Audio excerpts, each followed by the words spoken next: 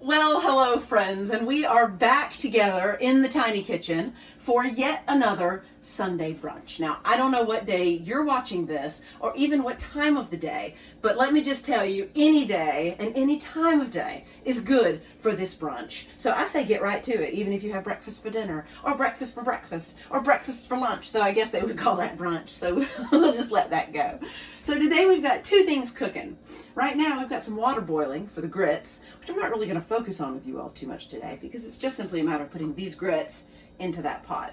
But what I'm really going to focus on today is just egg again, and the just egg omelet, which I am working on perfecting. I won't call it perfect yet, so y'all don't judge. We just call this maybe a little rustic. So let's get started right away. Okay, who's ready? So what I'm going to do is, heat up the pan, my omelet pan here. And I'm heating it at about medium heat. I'll probably adjust that up and down a little bit as we go. And I'm going to put in a fairly nice dollop, maybe a tablespoon or so of butter. I'm just going to kind of mix this around. Now you see, today I'm using a silicone spatula. And the reason I'm doing this, and also, first of all, it's cute. So there's that going for it. It was given to me by my friend Jill years ago. Thank you, Jill. It's still in good use. But the other reason, other than the cuteness, that I use this is because it's easier to get under the omelet. You'll see how that works.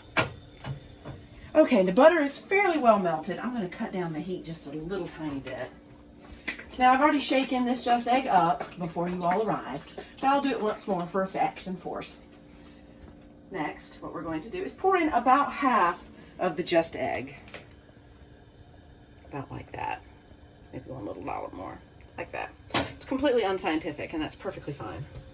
Well, you know what? Let's do just one little dollop more. Let's live dangerously, gang.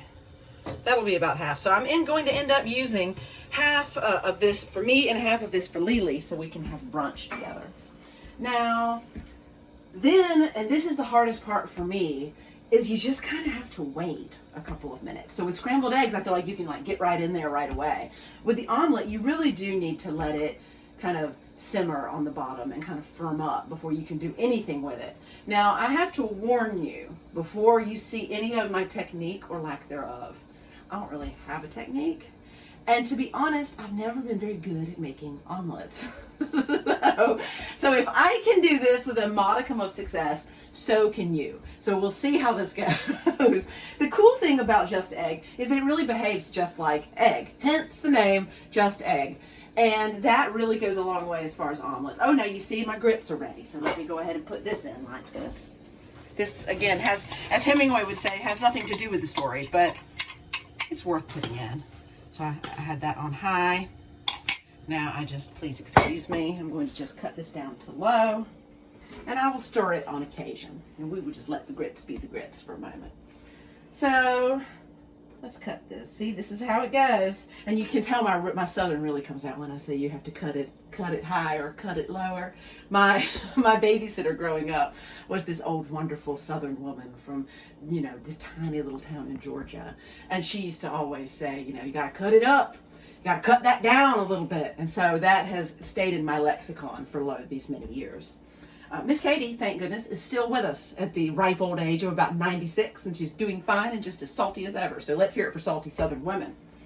Okay, as you can see, this has begun to bubble. That is a good sign. So what I'm going to start doing, it's not quite ready to do anything fancy yet, but what I'm going to start doing is just kind of working the sides here with the spatula. You see, this is how that silicone spatula really comes in handy. Now what I'm doing here is just kind of loosening it, just kind of moving it around. Some of this has gotten a little firmer than other parts. I'm trying to just kind of get an even cook on it. Listen to that bubble, isn't that nice? So it's like this is all fun and games until it comes time to flip it over. So we'll deal with that in a minute. But right now, and now here you go, in honor of Miss Katie, I'm going to cut this down just a little bit. But not very much, because you want it to be at a pretty good heat for this, because you want it to firm up. Now see, it's really beginning to firm nicely now, but not well enough that you can flip it. So I'm just continuing to kind of mix it around, move it around a little bit. So the great thing about this omelet is you can put in basically any old thing. Now we're doing today cheese, and we're using Violife cheddar shreds and some halved cherry tomatoes. Now this is not just for one. This is going to be for both omelets. Now see, now look at this, guys. I want you to really pay attention to this. It's beginning to firm up very nicely. You see, I can get the spatula under it now in most places. So that's actually exactly what we want. I don't know if you can catch that. See how that is working. Now it's still a little bit loose, a little gloopy. So I'm not going to flip it just yet. But look, like it really is getting to the point where soon we will be able to flip it. Now, like I said, I think you will find my omelets to be rather rustic in nature, and I think that's okay. In fact, I know it's okay, because it's going to taste good regardless. So now, Julia, child that is, always said that in order to flip an omelet, you just need the courage of your convictions. Now, she recommended that you practice. Now, she would flip it like this. Now, I'm not going to do that. I'm going to actually do it quite sloppily with just this, and it's going to hang all over and look a little bit like a Dali painting with those clocks, you know, hanging over the trees and whatnot.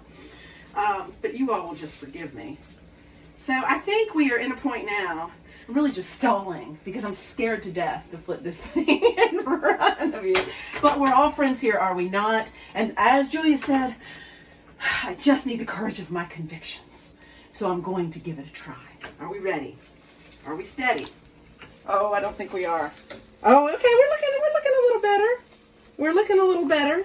Okay, here I go. In honor of Julia. Oh, God. No, that was not too bad, actually. And then what you can do is just kind of spread it back out like that. Now, you see, no, that did not turn out that bad at all, even though I had to scream, oh, God. Eventually, I will, and it's Sunday. I should not be saying, oh, God, please forgive me. So, but it really was a prayer. So that's my story. I'm sticking to it. So anyway, all that to say, I have flipped this now nice and neat. And I'm feeling very pleased about how it has worked. Now, I'm happy with the heat at this exact moment. And you can see how firm it is on this side. That's just what we want. It's not at all soupy or gloopy. So next what I'm going to do, well, first I'm going to stir the grits, which I have forgotten about. Poor grits. They're fine. They'll be just fine in the end. And we're going to actually just use that as a little hanger for the spatula for a moment. And then we're going to put in some cherry tomatoes. Please excuse the noise. My cameraman is having some difficulties at this moment. Now, what I'm going to do, you see, is flip it that way when we're done. So you see how nice and neat that is. Now don't worry, fret not, because when I get this out of the pan, which I will not do in front of you all, it will still kind of come out the side, and I have to tuck in a cherry tomato and carry on. And that's perfectly fine. I mean, that is just how this goes. So I'm just going to let that kind of firm up on the bottom for a minute or two more. But as you can see, there's really nothing to it. And you can add so many things. I cannot wait for spring for our backyard garden to be in service, because we will have dill and parsley and chives and all sorts of rosemary, just all sorts of wonderful things that we can put into these omelets. And by then, perhaps I will have had a little more courage of my convictions, you see. So now I'm just going to kind of look. And it's looking almost there. I think we are almost there, gang, to flip this over gently. Just kind of fold it over. Let's look. I'm going to give it just one more minute. And I'm going to scoot this over just a touch so that it has enough room to fold properly. I think it's ready. So we're going to do it. Are you ready? Look at this. Is that not an omelet? Is that an omelet, or is that an omelet? I think it's an omelet. So then simply, I'm just going to let that melt a moment together, and then just simply take it off and put it on a plate and enjoy it. Now, I'm not going to be able to enjoy this one right away, because I've got one more to do after this, which I will spare you all from seeing. But this, frankly, is all there is to it, to a just egg omelet. And if you can do it even as well as this, then I say that you are in excellent shape indeed. Because I never said I was great at it, but it'll end up tasting pretty ding dang good. Anyway, that is all for us for today. If you have questions, comments, additions, subtractions, modifications, your favorite omelet ingredients, let's hear them. Please comment in the comment section below this video, and hit the follow button too. I would love to get more great stuff material out to you guys. So that's all for today. Have a wonderful rest of your day, breakfast, lunch, or dinner. Eat well and be well. Bye, guys.